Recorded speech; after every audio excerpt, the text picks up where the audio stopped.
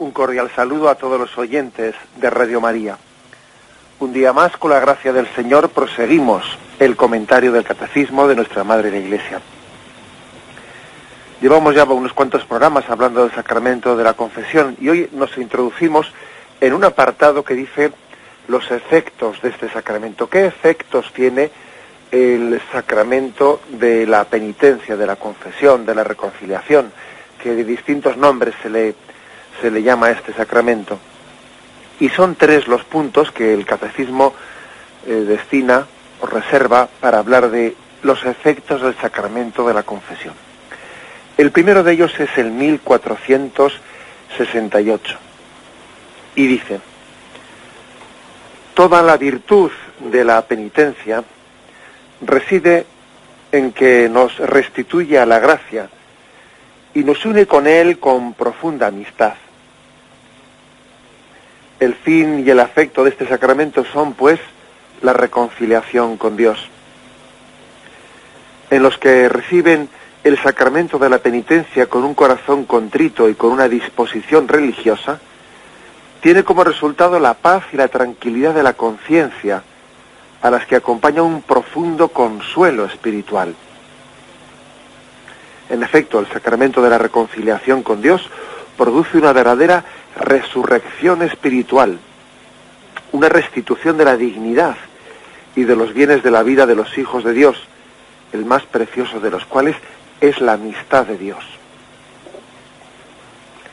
Bueno, aquí la primera afirmación que se hace, pues es que el sacramento de la penitencia, de la reconciliación, lo que hace es unirnos con Dios, o sea, restablecer la amistad que había sido rota con Dios, rota o debilitada, según sean los pecados mortales o veniales. Es muy importante para entender lo que es qué efecto causa, ¿no?, el sacramento de la penitencia, recordar en qué consistía el pecado. Es muy importante, porque a veces si uno entiende el pecado como la transgresión de una ley, de una norma, y se queda en eso, pues desde una perspectiva tan corta, luego no va a entender lo que es el sacramento de la confesión. El pecado no es transgredir una norma. El pecado no es no cumplir pues una serie de preceptos, ¿no?, sino que el pecado es despreciar el amor de Dios. El pecado consiste en que el amor de Dios no es amado. El pecado consiste en que el hombre no responde al amor con amor. Eso es lo que es el pecado, ¿no? Entonces, claro, cuando tenemos una visión totalmente pues exteriorista, no pues externa a nosotros, como si el pecado fuese pues una especie de una decisión gratuita de que pues a Dios, algunos piensan incluso a la Iglesia, se les ha ocurrido pues que tales cosas están prohibidas y tal, y por lo tanto pues el pecado consiste en la transgresión de esas cosas en las que habíamos quedado, ¿no?, en las que se había consensuado que eran como los preceptos, que quienes los incumplían cometen pecado. No, es que, como nos podemos imaginar, quien tenga esa visión no va a entender después lo que es el sacramento de la confesión. El pecado no es la transgresión de unos preceptos. El pecado es la no respuesta al amor de Dios, que está enamorado del hombre y que desea su bien. Y Dios desea el bien del hombre.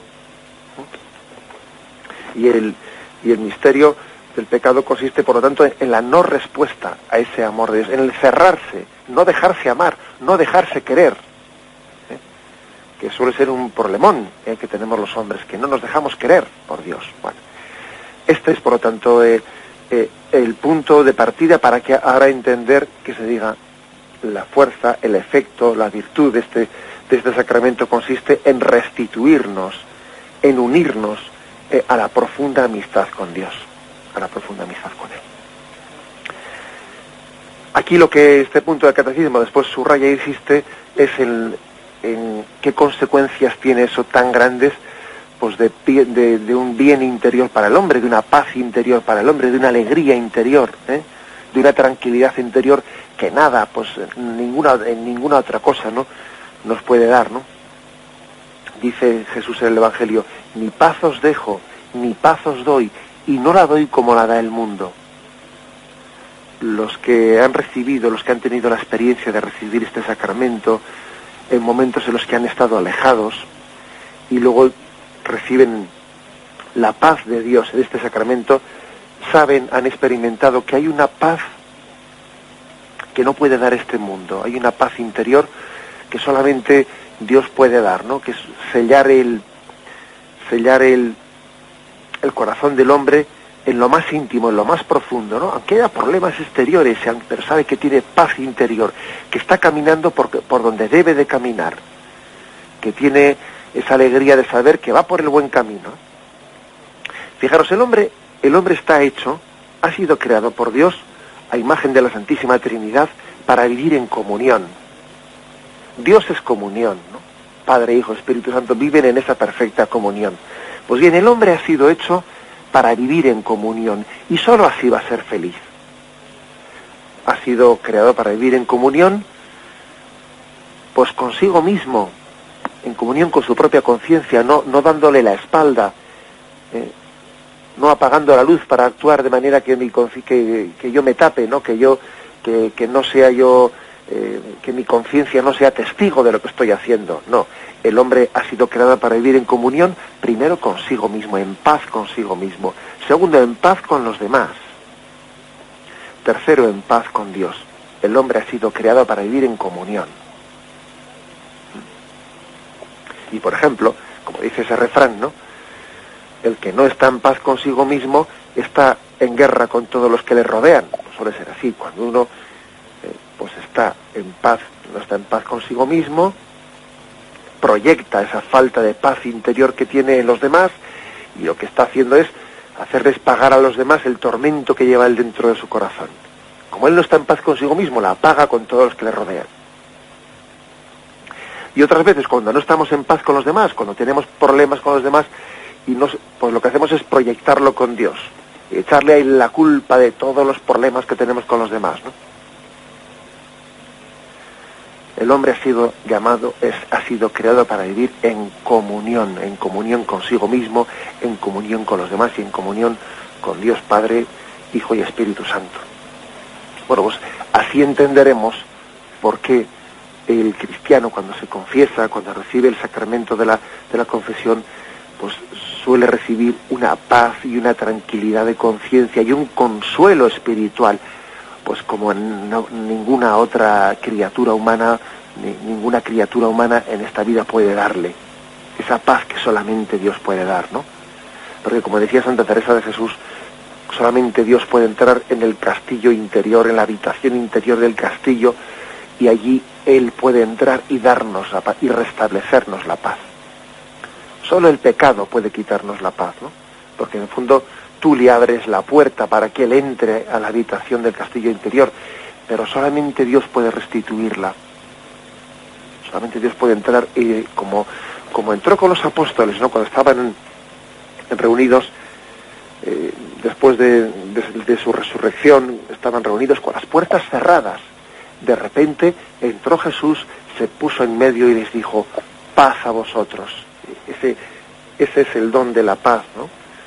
Creo que puede ser también esos episodios de las apariciones de Cristo resucitado, pues son muy significativos para poder entender cómo solamente el perdón de Cristo entra en la habitación interior del hombre y restituye la paz. Es verdad que el Señor quiere que nosotros participemos también de ese don de paz, que nosotros nos abramos, que le abramos la puerta, ¿no? Para que Él entre y bajo el influjo de su gracia, ¿no? También abrimos la puerta porque Él nos ha dado la gracia, todo hay que decirlo, o sea, no es un abrirte al perdón sin la gracia de Dios. La propia gracia te mueve para tu conversión, para tu arrepentimiento, pero tú tienes lógicamente que dejarte mover, tienes que ser dócil, a ese influjo de la gracia. Bueno, pues el hecho es que Jesús entra en medio de nuestra alma por el sacramento de la penitencia y te dice: paz, paz.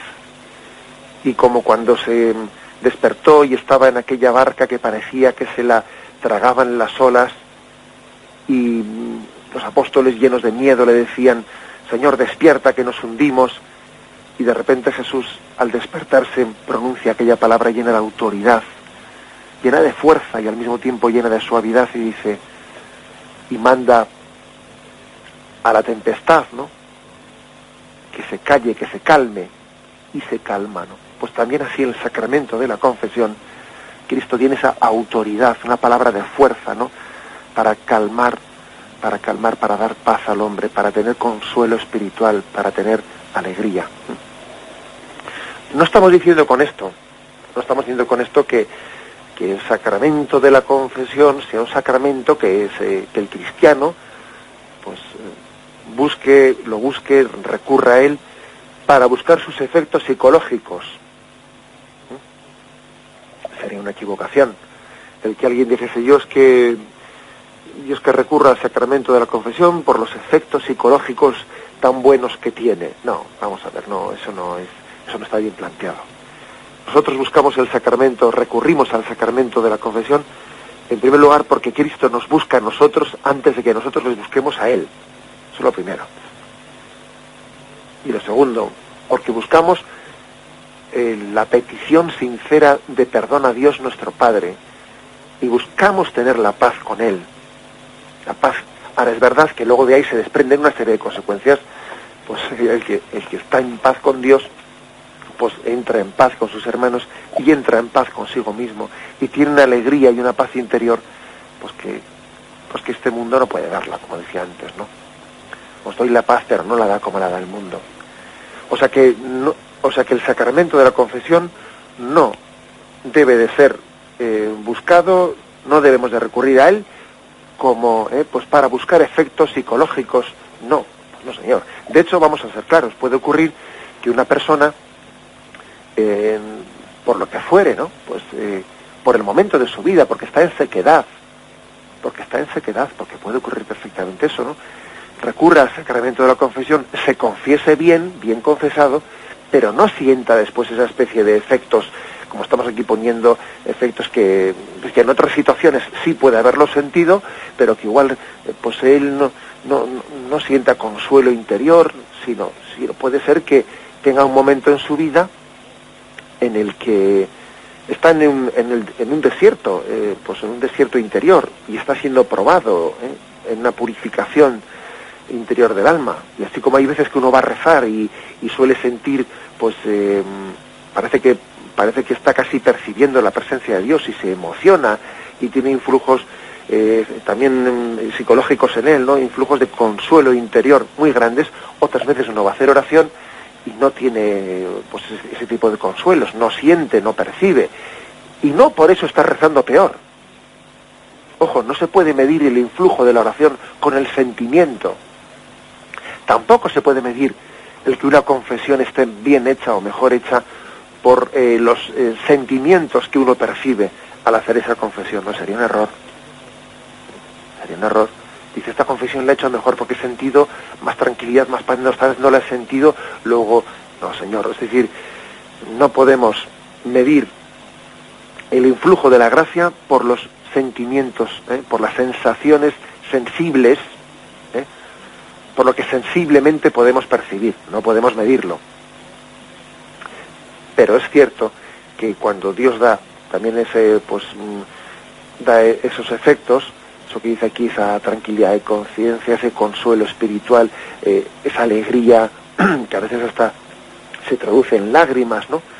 Muchas veces los confesores, una de las cosas más hermosas que Dios nos concede, ser testigos de ella, porque es una gracia muy grande, ¿no?, que Dios te permita como confesor ser testigo de la alegría y de la liberación tan grande que una persona puede llegar a experimentar, ¿no? Y uno ve rostros, ve lágrimas, ve momentos en los que el hombre es regalado por Dios pues con una experiencia de liberación tremenda, que además pues es sensiblemente experimentada en muchas ocasiones, ¿no?, por los penitentes. Pues benditos a Dios, que Dios de eso. Pero ojo, no estamos diciendo con esto que el influjo de la que los efectos del sacramento tengan que ser medibles, pues sensiblemente, pues no. Aquí lo que insiste este punto del catecismo es que hay lo importante es el acto de fe. Sabemos por la fe que el sacramento de la reconciliación produce una verdadera resurrección espiritual, una restitución de la dignidad y de los bienes de la vida de los hijos de Dios. Aquí se nos remite, en este punto del catecismo, al último versículo de la parábola del hijo pródigo, en el que se habla de cómo el hijo ha sido restituido a esa dignidad que tenía. Convenía celebrar una fiesta, es la fiesta del perdón. Convenía celebrar una fiesta y alegrarse, porque este hermano tuyo estaba muerto y ha vuelto a la vida, estaba perdido y ha sido hallado. O sea que la alegría tan grande del sacramento de la confesión es porque nuestra dignidad ha sido restituida, porque somos alguien, porque el pecado nos había llevado a no querernos a nosotros mismos, a no querer a Dios, a no querer a los demás. Nos había llevado a vivir pues entre puercos, ¿no? Como dice esta parábola del hijo pródigo. Y ahora el encuentro de perdón con Dios lleva a que se restituya tu dignidad, a que tú seas alguien. Por eso la parábola del hijo pródigo, cuando subraya mucho este aspecto de la dignidad, la dignidad que vuelve a adquirir el hijo, ¿no? Cuando se encuentra con el padre, él pensaba pues que el padre no le iba a recibir ya como hijo, pues que esa dignidad que había perdido era irrestituible, pero bueno, aunque sea, vamos a intentar no seguir viviendo tan bajo, porque, fijaros bien, eso creo que es muy importante en esta parábola, ¿no? Que es imagen muy perfecta del sacramento de la penitencia, ¿no? Uno piensa en su cálculo humano, dice, pues la condición de hijo que tuve, eso ya es irrecuperable, claro, sí es irrecuperable, pero igual podría dejar de vivir como un auténtico tirado y un desgraciado, y aunque sea vivo como un criado, ¿no? Voy a intentar coger la dignidad de criado y a ver si me aceptan como tal. Y la sorpresa, el sorpresón que el hijo pródigo recibe es cuando ve que el encuentro de misericordia con Dios Padre le restituye totalmente, ¿no?, a esa condición de hijo. Traed unas sandalias, ponérselas en sus pies, que está descalzo. Traed un anillo, ponérselo en su dedo. Traed el mejor vestido. Anda, venga, y quitarle esos harapos. Matad el novillo cebado, y no cualquier otra comida, y hagamos una gran fiesta. Es decir, es una restitución, es una resurrección. La sorpresa del hijo pródigo es pues que es plenamente aceptado en su condición de hijo, y esas sandalias, ese anillo, ese mejor vestido, ese novillo cebado, son signo de la recuperación plena de la dignidad. Y la gran fiesta, perdón. Lo lógico pues es que celebremos este sacramento bajo este signo de la fiesta. Y debemos de... Incluso yo creo que, yo sé que hay personas que después de haber celebrado el sacramento de la confesión, pues han hecho una fiesta, han hecho una comida para celebrarlo. Han dicho, este día ha sido tan grande en mi vida que lo tengo que celebrar. Pues sí, Señor, quien ha hecho eso de alguna manera ha percibido lo que hay detrás de este sacramento. Ojo que muchas veces este sacramento, que es una fiesta del perdón, a veces pues por temores, por respetos humanos, porque estamos demasiado centrados en lo que nos cuesta manifestar nuestros pecados. O sea, hay cosas que nos pueden estar de alguna manera entorpeciendo lo que es la esencia del sacramento. Que nada nos distraiga de la fiesta del perdón, sería una buena conclusión de esta catequesis. Es una resurrección espiritual, fruto de la cual pues el hombre siente o suele sentir, o con frecuencia el Señor puede dar este don, incluso sensiblemente perceptible, de un profundo consuelo, alegría interior, sentido de liberación, una paz interior que el hombre, como cuando dice la gente, no, pero qué paquete que me he quitado encima, no, qué liberación, qué alegría, pues esa todo ese tipo de expresiones que popularmente hemos oído tantas veces, ¿no? Son un signo del amor de Dios que sella con su beso de paz el alma que estaba muerta, que estaba alejada, que estaba enfriada por el pecado. Tenemos un momento de reflexión y continuamos el comentario. El punto 1469 dice: este sacramento reconcilia con la Iglesia al penitente. El pecado menoscaba o rompe la comunión fraterna. El sacramento de la penitencia lo repara o lo restaura. En este sentido, no cura solamente al que se reintegra en la comunión eclesial, sino también tiene también un efecto vivificante sobre la vida de la Iglesia, que ha sufrido por el pecado de uno de sus miembros. Restablecido o afirmado en la comunión de los santos, el pecador es fortalecido por el intercambio de los bienes espirituales entre todos los miembros vivos del cuerpo de Cristo, estén todavía en situación de peregrinos o que se hallen ya en la patria celestial. O sea que la Iglesia forma una gran comunión, una gran comunión. Y el sacramento de la penitencia restituye o fortalece, porque si estaba, decía, como hemos dicho antes, por el pecado mortal o por el pecado venial rota o debilitada la amistad con Dios, también podía estar rota la comunión con sus hermanos, con la Iglesia, o podía estar debilitada esa comunión. Bueno, pues el sacramento de la penitencia reintegra en la comunión eclesial, lo cual tiene un efecto positivo no solamente para él, que él se había separado de la Iglesia, él había roto esa comunión con la Iglesia, él se había marchado a la intemperie y estaba sufriendo lo que es la intemperie de que alguien está en la calle, ¿no? Y cuando uno ha roto, ¿no? Pues por la dureza de su corazón, cuando ha roto la comunión con Dios, pues ha roto la comunión con la Iglesia, con sus hermanos, y entonces está sufriendo la intemperie, y la intemperie es muy dura, ¿eh? Por lo tanto, tiene un influjo hermosísimo, muy beneficioso en él.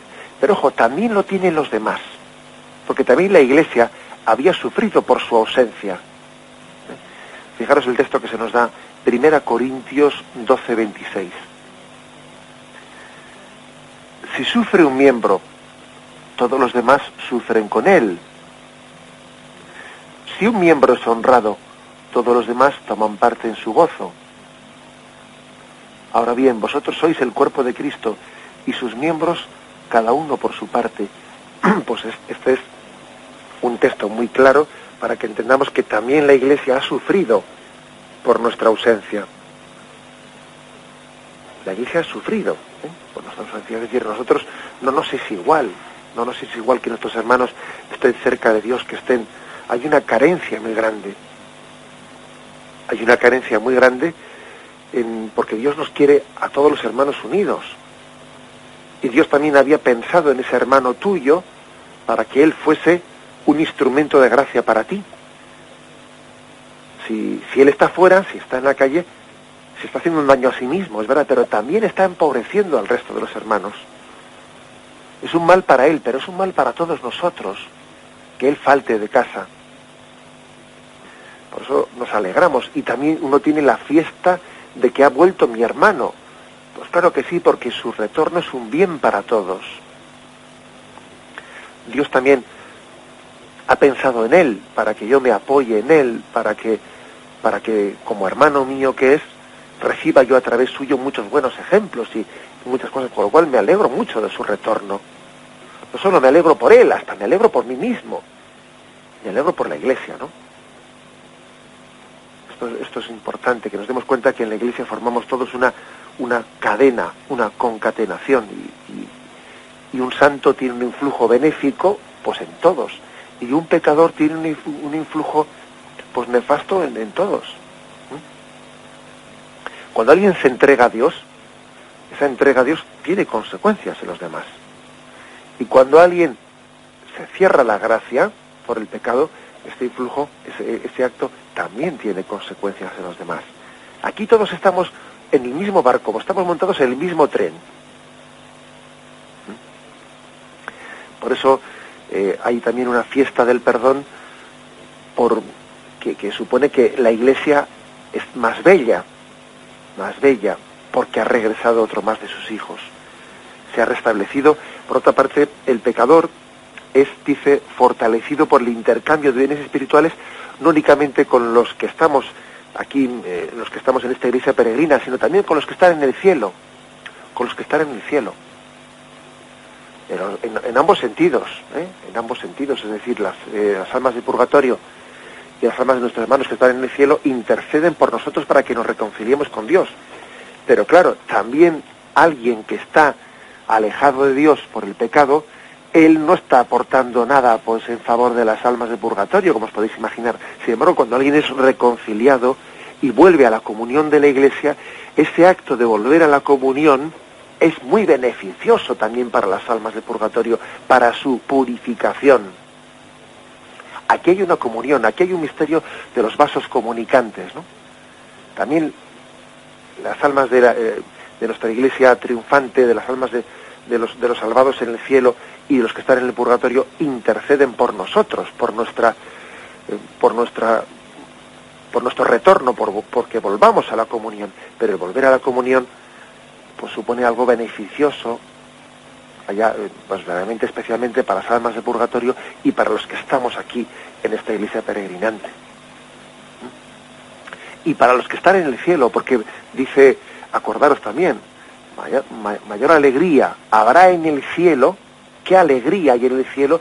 Mayor alegría habrá por un pecador que se convierta que por 99. O sea que en el cielo hay esa alegría. Hay fiesta en el cielo cuando alguien retorna. Hay fiesta en el cielo, hay fiesta en el purgatorio y hay fiesta en la iglesia que peregrina aquí en la tierra. Hay fiesta. Y no sería correcto que hubiese fiesta allí y no hubiese fiesta aquí. Porque eso, ojo, acordaros de cómo la parábola del hijo pródigo, a la que tantas veces nos referimos, el problema es que hay fiesta en el corazón del padre, pero no hay fiesta en el corazón del hijo mayor. Ese es el problema. Si es que eso es bien simbólico y bien gráfico. Cuando alguien retorna por el sacramento de la penitencia a la comunión con Dios, hay fiesta en el cielo, hay fiesta en el purgatorio. ¿No la va a haber aquí en la tierra?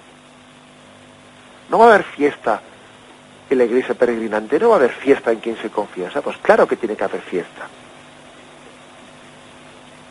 Y termina este punto, ¿no? Pero hay que añadir que tal reconciliación con Dios tiene como consecuencia otras reconciliaciones que reparan las rupturas causadas por el pecado. El penitente perdonado se reconcilia consigo mismo en el fondo más íntimo de su propio ser, en el que recupera su propia verdad interior. Se reconcilia con los hermanos, agredidos y lesionados por él de algún modo, se reconcilia con la Iglesia, se reconcilia con toda la creación. Fijaros a dónde llega este grado de reconciliación, ¿no? Dice, se reconcilia consigo mismo, se reconcilia con esa especie de presencia interior de Dios en la conciencia, se reconcilia con sus hermanos, se reconcilia con la Iglesia, se reconcilia con toda la creación. Estamos llamados a vivir en paz con la creación, ¿no? Ojo que uno de los signos también de que el hombre no está en paz ni consigo mismo ni con Dios suele ser lo agresivo que uno resulta muchas veces ante la propia creación, lo agresivo que resulta, ¿no? Que no sabe ni respetar la naturaleza que le rodea, ¿no? No sabe respetar, pues, porque como está lleno de amargura interior, proyecta esa amargura, no sabe vivir respetando la creación. Dice que se reconcilia hasta con la creación el que ha sido reconciliado con Dios. Tal es el influjo, ¿no? Tal son las consecuencias, muy concretas a las que llega ese grado de paz interior. Uno vive con la naturaleza de otra manera y se reconcilia, pues por ejemplo, alguien que está amargado por el pecado, ¿no? Seguro que comenzará el día y dirá, vaya porquería de día, vaya porquería, mira que este cochino tiempo, siempre así, siempre, y está amargado, ¿eh? Su amargura hace que ni siquiera pues esté reconciliado con la creación que le rodea y despotrica pues eso, ¿no? Porque cuando llueve porque llueve, y cuando tal porque cual. Bueno, pues hasta ahí llega, ¿no?, los efectos de la reconciliación, el que uno sea capaz de ver en todo lo que le rodea la presencia de Dios, los regalos que Dios le hace, como Dios le mima, como Dios me mima y me cuida, ¿no?, pues por tantos signos, la luz que hoy me ha dado y el día que comienza. O sea, se reconcilia con la creación y es capaz de, como San Francisco de Asís, llamarle hermana agua, hermano sol, y tantas otras formas de expresión, de comunión, hasta con la propia creación, ¿no? Cuando alguien está en comunión con Dios, está en comunión con sus hermanos, está en comunión consigo mismo y hasta con la creación que le rodea. Tenemos un momento de reflexión. Dice el punto 1470, ¿no?, y con él vamos a concluir esta parte, este epígrafe que el catecismo reserva a los efectos del sacramento. Estamos comentando los efectos del sacramento de la confesión. Y son 3 puntos, y 1468 y 1470, y concluimos con este último. En este sacramento el pecador, confiándose al juicio misericordioso de Dios, anticipa en cierta manera el juicio al que será sometido al fin de esta vida terrena, porque es ahora, en esta vida, cuando nos es ofrecida la elección entre la vida y la muerte, y solo para el camino de la conversión podemos entrar en el reino del que el pecado grave nos aparta. Convirtiéndose a Cristo por la penitencia y la fe, el pecador pasa de la muerte a la vida y no incurre en juicio. Bueno, es que es importante ese texto, ¿eh? Es importante. Dice que de alguna manera estamos anticipando, en cierta manera, ¿no?, en este juicio misericordioso estamos anticipando el juicio final. Cuando el hombre se esconde de Dios, acordaos de cómo Adán y Eva, después de haber pecado, se esconden de Dios. Un signo de que el hombre no va por el buen camino, de que se esconde de Dios, es que se esconde también del tribunal de misericordia, que es el sacramento de la penitencia. Quien recurre al sacramento de la penitencia es un signo bien claro de que él no se esconde de los ojos de Dios. Pone luz, quiere poner luz en su vida. Por lo tanto, de alguna manera, se puede tener distintas interpretaciones, ¿no? Una es la que hacía San Agustín en un comentario que hace él muy incisivo, ¿no?, que dice: tú acúsate, que Dios te excusará. No sea que si tú te excuses, Dios te acuse. Es un comentario muy agudo, como muchos de los que tiene San Agustín, ¿no?, diciendo tú, de alguna manera, este juicio, entre comillas, este tribunal, entre comillas, ¿no?, este juicio de misericordia que Dios nos ofrece en el sacramento de la penitencia, pues nos está preparando para disponernos de otra manera, para disponernos a tener un juicio de misericordia ante Dios Padre en el juicio final. Cuando seamos juzgados cada uno de nosotros en el juicio particular después de nuestra muerte y en el juicio final en la resurrección final. Dice San Agustín, repito, tú acúsate y Dios te excusará. No vaya a ser que si tú te excusas, Dios te acuse, ¿eh? Es verdad, ¿eh? No hay cosa más hermosa. ¿Acaso no lo hemos hecho con nuestros hijos? ¿Acaso no le habéis, muchos de los oyentes ahora mismo no recuerdan cómo le han dicho a su hijo pequeño, le han dicho: mira, a mí no importa si en alguna ocasión has hecho una picia, lo que sea, pero ven y dilo, ven y dímelo, que no me entere yo por ahí.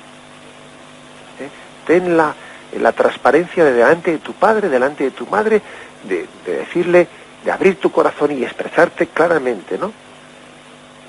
¿Acaso eso mismo que hemos dicho con los hijos, pues no será lo normal que Dios también nos lo pida a nosotros? Sé transparente, no te ocultes, porque cuando te ocultas, te estás ocultando de ti mismo.